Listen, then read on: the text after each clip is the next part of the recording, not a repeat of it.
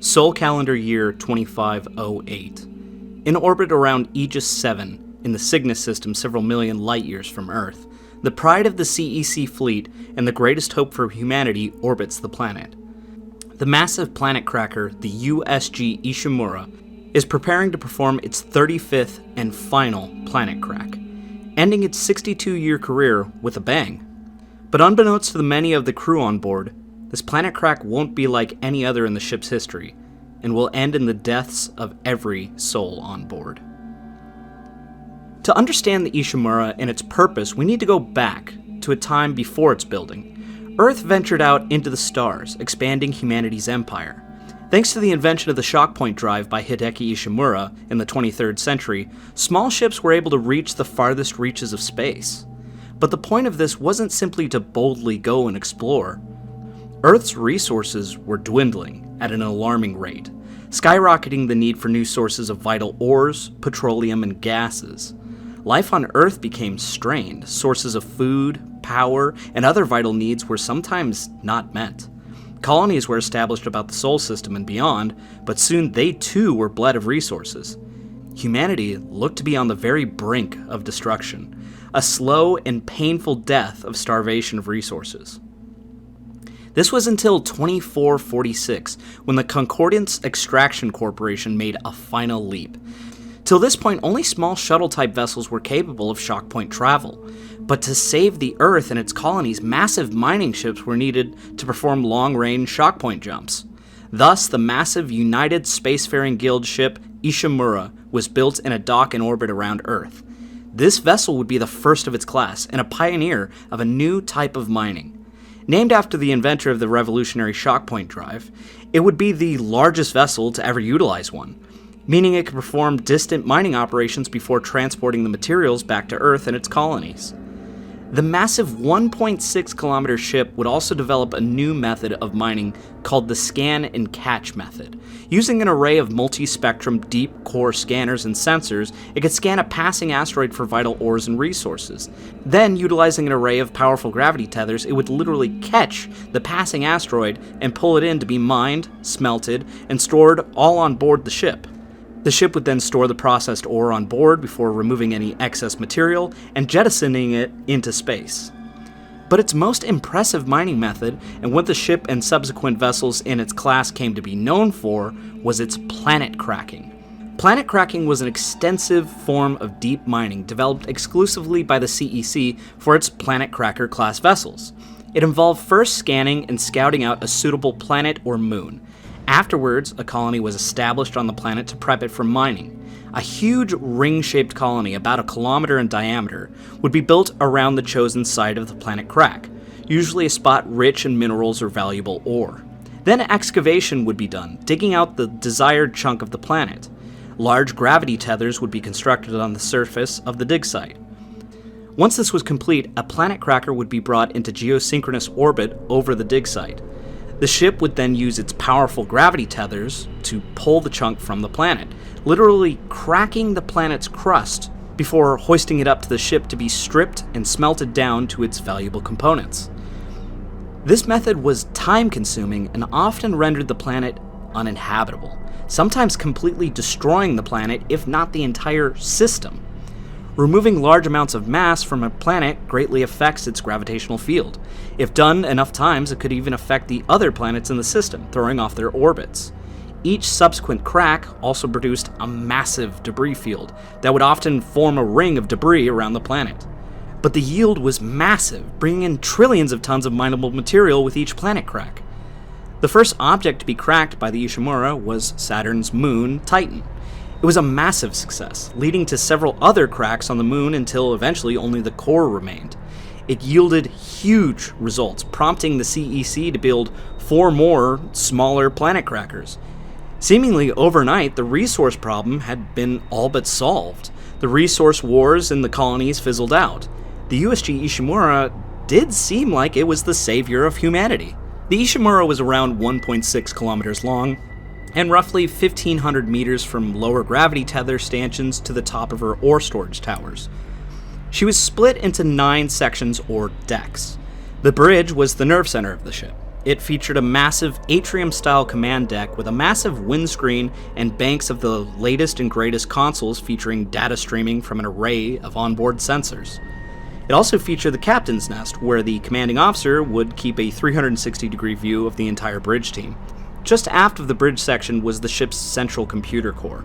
This section acted almost like a CIC on a military vessel. It allowed remote access in many of the ship's subsystems in case the bridge is incapacitated or locked down.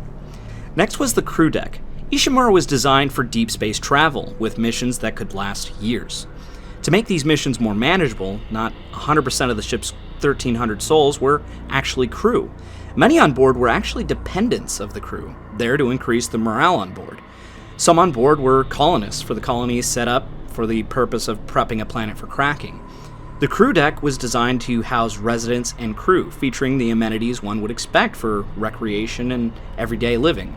A mess hall, lounges, gym, a zero-G basketball court, even a small casino.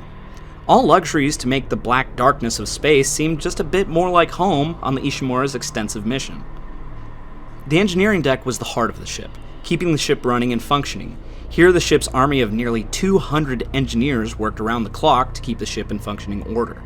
The exact type of drive systems are closely guarded company secrets, but they were capable of lifting around 525 trillion kiloton loads into orbit. There was also a shock point drive capable of performing faster-than-light travel on the massive ship, a first of its kind. This deck also housed the ship's gravity centrifuge. The centrifuge was designed to keep the ship stable whilst hoisting massive loads of raw material or during planet cracks. Vital and delicate engineering centers were kept immaculate through the usage of decontamination chambers, leading in and out of them.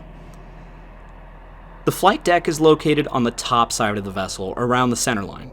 This was a series of docking bays for the multitude of vessels departing and arriving on the Ishimura. Featuring an almost airport terminal-like lounge, these bays allowed for shuttle traffic for transporting personnel planetside or to other ships. It connected to the cargo bay, allowing shuttles to load ore for transport. The exact number isn't known, but it's believed the Ishimura had at minimum 5 personnel shuttles. Designed for deep space travel, the vessel would of course need plenty of food to feed the 1,300 souls on board. The ship featured a hydroponics deck to perform 2 duties. Firstly, producing food for the crew, and secondly, to produce oxygen for all of those on board. This deck was located on top of the massive ore storage towers. It was so successful that it was noted that the lead horticulturalist, Elizabeth Cross, had an excess of food during the mission over Aegis 7, and was willing to donate spare food to the colonists on the planet. Underneath hydroponics was located a large filtration system that also connected to the medical deck and other parts of the ship. This system was used for the removal of waste products, as well as for moving air throughout the ship whilst removing carbon dioxide. Just below the flight deck was the maintenance deck. This deck was obviously for the maintenance of the shuttles should they need it. The damaged shuttles could be placed on a track and brought in for flight mechs to do routine or emergency maintenance on the ships or colony shuttles. Along this dorsal section of the ship and near the command deck were many of the ship's escape pods. These could also be brought into the maintenance deck for repairs. In the fore section of the ship above the bridge and crew decks was the medical deck. To subsidize the extensive running costs of the Ishimura, a large portion of the vessel was contracted out for medical research and development. Because of this, the Ishimura's medical deck was massive and housed over 60 medical professionals and researchers. The deck featured multiple state-of-the-art facilities such as a zero-G therapy room, an ICU, an imaging and diagnostics center, a biolab, a cryolab, a chemical lab, and a large morgue. The large morgue probably wasn't a red flag at all. I mean, deep space mining is a dangerous job, so best not to look too deep into it. On the underside of the ship, 4 of the ore storage towers was the mining deck. The mining deck was a massive 4-deck section of the ship. Raw material from the poled section of the planet was brought up and processed on this deck. Unusable material was discarded while ore was smelted and stored on the ore storage deck, located just aft of the mining deck. The ore storage deck was exactly what it sounds like. 2 massive zero-G towers used for the transportation of the millions of tons of ore and other vital resources obtained during the Ishimura's mission. The raw material would be kept here until it can be offloaded by shuttles or other means. In the process of cracking a planet, many times a large debris field is produced when material falls off the planet chunk. The Ishimura was thus fitted with a large array of mass driver autocannons. These cannons made up the Asteroid Defense System, or ADS. This ADS could automatically track and destroy incoming asteroids or debris that threaten the hull of the Ishimura. In extreme circumstances, they can even be utilized for self-defense, should the ship come under attack. The demise of the USG Ishimura actually begins in 2505. The Concordance Extraction Corporation discovered the planet Aegis 7 in the restricted Cygnus system, but CEC never let something as petty as laws get in the way of them making some credits. A full survey of the planet found the rather unassuming-looking planet to be an absolute wealth of ore and other vital resources. Initial scans of the crack site found the composition of the cracked portion to be nearly 65% ore, almost double the normal yield. A colony was established, and for 3 years, the site was prepped for planet cracking. 5 weeks before the planned date of the planet crack, a discovery is made on Aegis 7. A massive stone artifact known as the Red Marker is discovered on the planet. The significance of this artifact is tremendous. The marker is a religious icon to the galaxy-spanning Church of Unitology. The Church, being a younger religion, still spans the galaxy and has millions, if not billions, of members. Started in 2215 on Earth, the Church of Unitology believes the human race was created by some kind of alien beings. They believe that all humans will be reunified after death using the power inside of the marker. They call this event convergence, and it can only be done with the knowledge stored in the marker. They believe that death is just the beginning, and that through convergence they will achieve godhood. The pull of the Church is massive and far-reaching, members of the Church achieving ranks through devotion and monetary donations, meaning the highest-ranking members are those of high influence. Politicians, doctors, scientists, company representatives, and spaceship captains. The more influential a person, the more desirable they were to the Church. Word of the marker's discovery reached the CEC, who jumped at the find. They prepped the flagship of their fleet, the USG Ishimura, and stacked her crew with unitologists. From the captain to the chief medical officer, only loyal unitologists were chosen for the mission. The Ishimura set out to crack Aegis 7, but more importantly, to retrieve the marker and bring it to the Church and to Earth. But upon discovering the marker, the colonists on Aegis 7 felt a change. Insomnia became a rampant issue in the colony. Many reported disturbing dreams and an inability to sleep. As insomnia progressed, dementia set in, some reporting seeing things, long-lost relatives or lovers no longer there. Dementia soon led to violence, sometimes just angry outbursts, others performing physical acts of violence. A miner named Brant Harris went to one of the colony's doctors, begging for help with his insomnia, but nothing was working, his body resisting even chemical sedatives. Becoming irate, Harris took the doctor hostage, forcing the hospital staff to call the colony security team. As the security forces arrived to subdue the miner, Harris opened fire on them with an industrial mining tool, striking a nurse and cutting her in half, killing her instantly. As the time until the planet cracking would take place ticked away, cases of dementia and insomnia grew. On top of that, violence became rampant. More cases of homicide and suicide were reported than the colonial security could manage. 2 weeks before the Ishimura would arrive, 50 unitologist colonists gathered in the center square of the colony and committed ritual suicide. They were offering their bodies to the marker, preparing themselves for a convergence.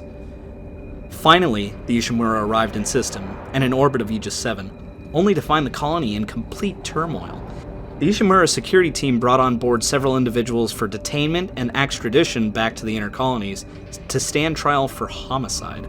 Also brought on board were dozens of bodies interned into the morgue. They were there additionally to be autopsied and researched for medical study. As the Ishimura preps for planet crack, unbeknownst to many, the red marker is brought on board the Ishimura and prepped for its trip back to Earth. Seemingly as if reacting to the removal of the marker, all hell broke loose on the colony. During the planet crack, all contact was lost with the colony. Colonists began to die at an alarming rate, something seemingly attacking the colony. In a desperate bid to protect the ship and the marker, the ship's captain, Benjamin Mathias, issues a no-fly order, barring any flights to and from the planet.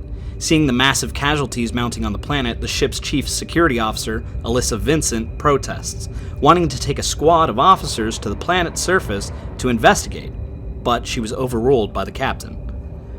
Unbeknownst to the Ishimura's crew, the colony had come under attack.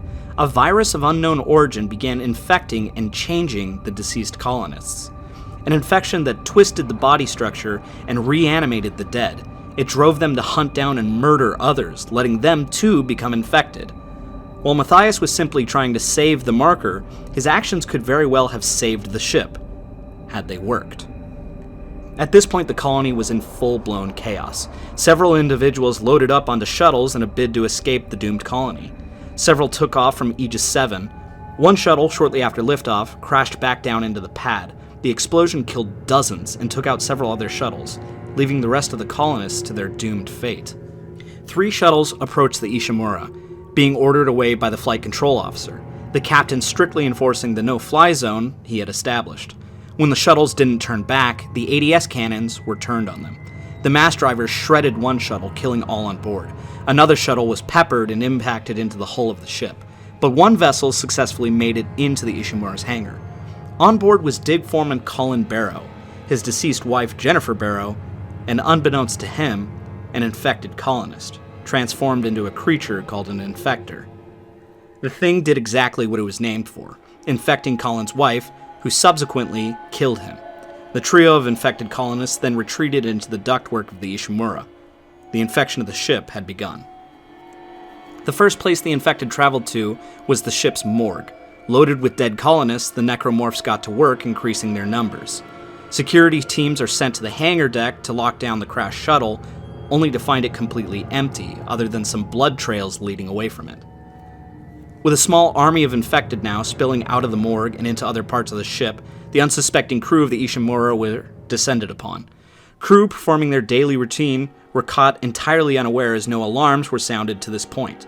Security teams were now inundated with panicked calls as crew reported alien creatures killing the crew, unaware that these creatures were the reconstituted members of their own crew, family, friends, and co-workers. While the necromorphs swept through the ship, security made a vain attempt to quell the undead. But the creatures seemed very resilient to contemporary small arms, able to shrug off otherwise lethal amounts of gunfire. It wouldn't be revealed until much later that the most surefire way to subdue them is the removal of their limbs. If it didn't kill them, it at least slowed them down. But the marker was on board. As noted before on the colony, it was affecting the mental state of the crew. The captain was now under an immense level of stress. The devout unitologist was maintaining a one-track mind. He was dead set on returning the marker to Earth. He denied any request for a distress call, stating the outbreak was a test from God. Even as the situation grew dire and more reports of attacks were spreading throughout the ship, Captain Matthias only grew more erratic. Another unitologist on board, Chief Science Officer Terrence Kine, cited the marker as being the cause, vouching for its immediate removal. This only provoked the captain further, pushing him into a bout of paranoid rage.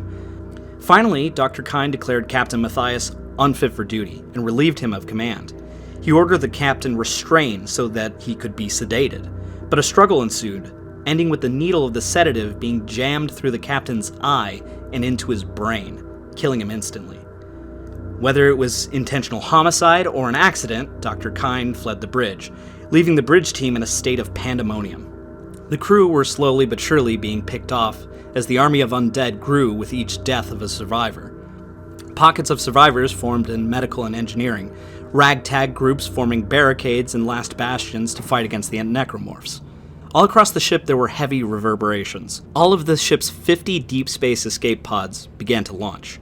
Every single one of them was empty. The crew were trapped like rats on board. With time running out and the ship being taken over by the dead, Dr. Kine realized that there was only one hope left: to destroy the ship and prevent the infection from spreading to the rest of humanity. He made his way to the computer core and sabotaged the ship's engines, the heavy chunk of Aegis 7 now weighing down the Ishimura, causing her orbit to begin to decay. This would cause the Ishimura to crash back into the planet, destroying the ship, the marker, and all on board. Chief Security Officer Alyssa Vincent discovered Kine's plan, but too late. She was unable to get the engines back online.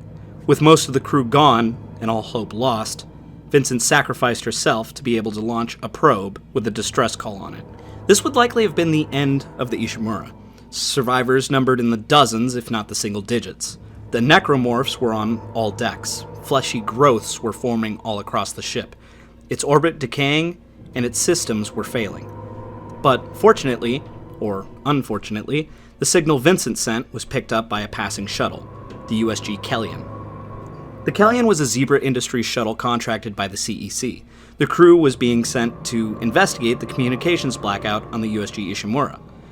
On board the Kellion was Acting Commander CEC Chief Security Officer Zach Hammond, Pilot Corporal Aidan Chen, Co-Pilot Corporal Haley Johnston, Computer Specialist Kendra Daniels, and the Starship Systems Engineer Isaac Clark.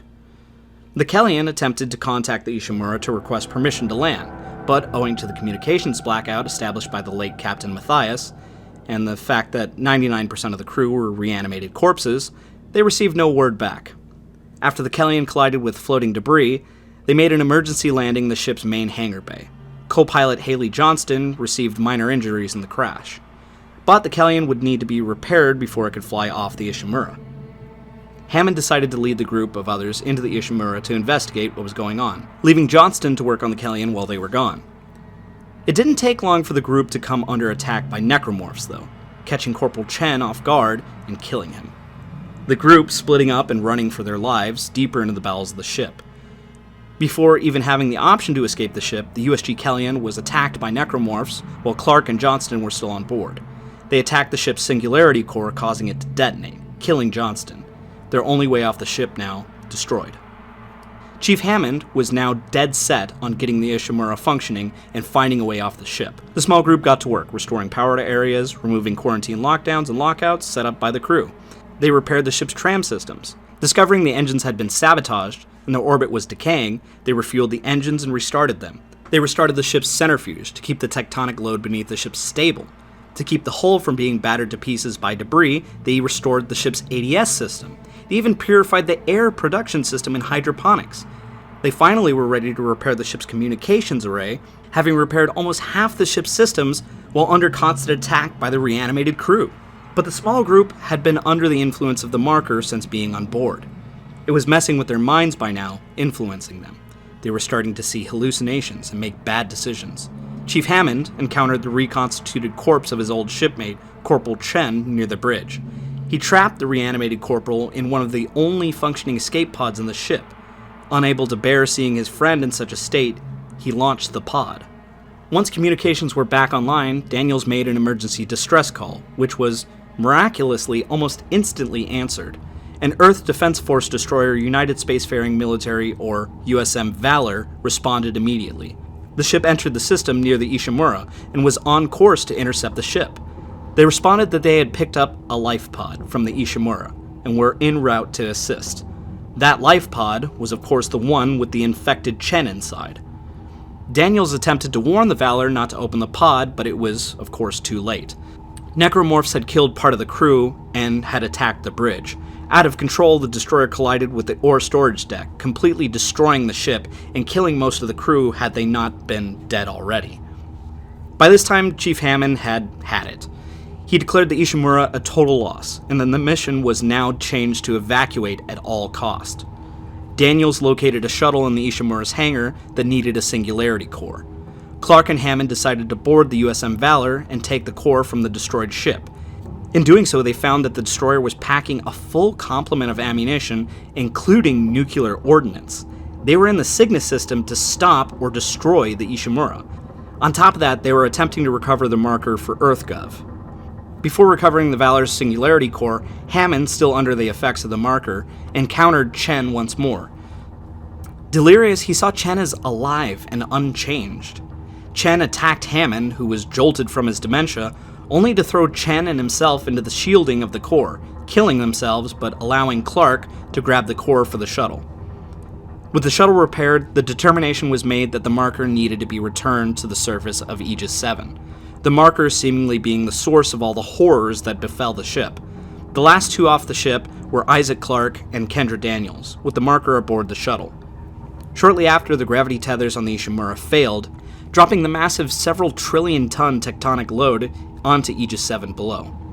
With the massive weight of the ore gone, the ship was slingshot out of Aegis VII's orbit, out into deep space where it floated aimlessly in the Cygnus system.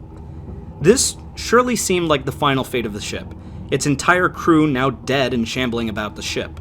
The Earth government put out a statement about the famous ship, saying it, its crew, and the Aegis colony were all destroyed in a terrorist attack. All the while, searching for the remains of the ship as well as the marker. Meanwhile, a group of illegal miners known as the Magpies were mining the Cygnus system, using a device called the Nest, or a shock ring. This device was able to locate scrap and salvage and shock point it into the ring. Unfortunately, the salvagers accidentally shock pointed the Ishimura right on top of themselves, destroying the device and much of their salvage. It also subsequently liquefied every necromorph on board. Desperate for a payday, they boarded the Ishimura to investigate its viability as scrap, or possibly ransom it off to CEC or EarthGov. Shards of the red marker were found embedded in the hull, and, as the marker does, started driving the crew insane. One of the Magpies recovered a shard and fled the ship while the others began infighting. Not long afterwards, the necromorphs, as necromorphs do, reanimated and started attacking the Magpies. The lone Magpie who left with the shard brought it to the EarthGov ships in the system, attempting to get paid for the find. She was of course shot, because the government is evil, as in the case in most horror genres. EarthGov was notified of the location of the Ishimura, and finally it was taken into custody and the shards of the marker removed. Afterwards, it was transported to Titan Station. The station built upon the remnants of the moon that the Ishimura had stripped bare at the beginning of her life. How fitting that before her demise, she would be stationed here to be cleaned and sanitized of evidence. In 2511, 3 years after the events of the Aegis VII incident, another necromorph outbreak occurred on Titan Station. This time, in quelling the infestation, the marker that had been brought to the station was destroyed, causing the station's reactors to overload and detonate. Caught in that explosion was the USG Ishimura. The ship, after 65 years of existence, was vaporized in a massive supernova, ending its career and the horrors it faced. April Fools, shipmates. Thank you so much for tuning in to another Sci-Fi Maritime Horrors. I've honestly started to look forward to making these each year. I can't believe this is my third one. But I had been considering doing Dead Space for a while now because I just love the Dead Space series. It's an absolute gem in the horror genre, and the recent remake is just, chef's kiss. Just beautiful. Oddly enough, while my other video on the Nostromo and the Pillar of Autumn had an incredible amount of information to go off of, not so much with the Ishimura. I found myself having to scrounge for information. Kind of odd for a game starring an engineer to not have that much engineering information about it, but that's alright. It gets a pass.